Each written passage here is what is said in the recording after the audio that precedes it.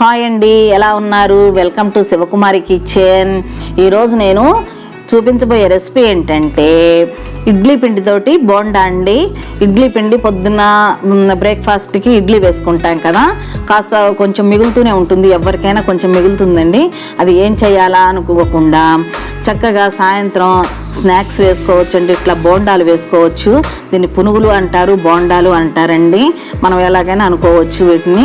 అసలు మనం ఇలా వేసుకున్నామంటే అసలు కరకరలాడుతూ చక్కగా వస్తాయండి. మనకి పిల్లలు పెద్దలు కూడా చాలా చాలా ఇష్టపడతారు. ఇలా తయారు చేసుకుంటే చాలా బాగుంటుందండి. ఇప్పుడు ఎలా తయారు చేసుకోవాలో చూపిస్తాను. ఇప్పుడు నేను ఇడ్లీ పిండితోటి బోండాలు వేస్తున్నానండి. ఎలా వేస్తానో ఇప్పుడు చూపిస్తాను.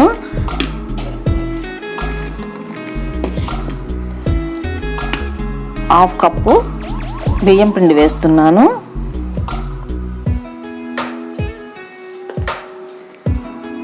ఒక కప్పు ఉల్లిపాయ సన్నగా తరుక్కోవాలండి. ఇలాగా సన్నగా తరిగాను, అది వేస్తున్నాను. 2 పచ్చిమిరపకాయలు సన్నగా తరిగాను, వేస్తున్నాను. కొంచెం 1 స్పూను జీరా వేస్తున్నాను. 1 హాఫ్ స్పూను సాల్ట్ వేస్తున్నాను. మనకు ఆల్రెడీ ఇడ్లీ పిండిలో కొంచెం సాల్ట్ ఉంటుంది కదండి, కొంచెం వేసుకుంటే సరిపోతుంది.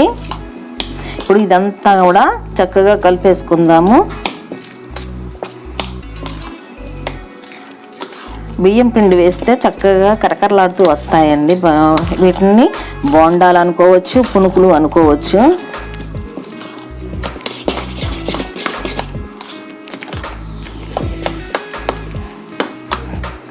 చూడండి, ఇడ్లీ పిండి మనకి ఎంత ఉంటుందో దానికి సరిపడా ఇక వాటర్ కలుపుకోకుండా బియ్యం పిండి కలుపుకోవాలండి, లేకపోతే గట్టిగా వస్తాయి. కొంచెం ఎక్కువ కలుపుకున్నాం అనుకోండి గట్టిగా వస్తాయి.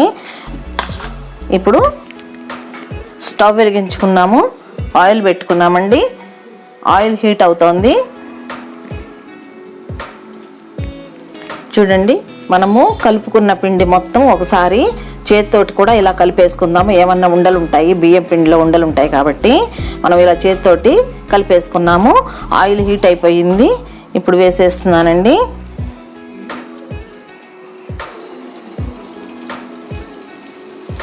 కొంచెం కొంచెం తీసుకొని ఇలా వేసేసుకోవాలి.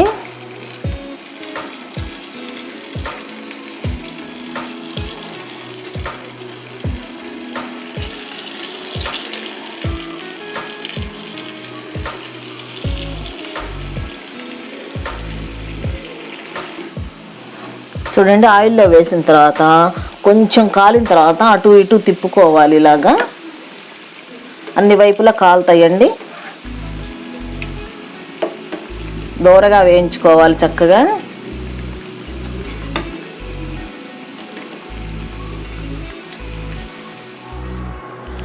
చూడండి, కరకరలాడే ఇడ్లీ పిండి బోండాలు రెడీ అయ్యాయండి. చూడండి ఎంత బాగా ఉంటాయో, భలే టేస్ట్గా ఉంటాయండి. మీరు కూడా ట్రై చేయండి.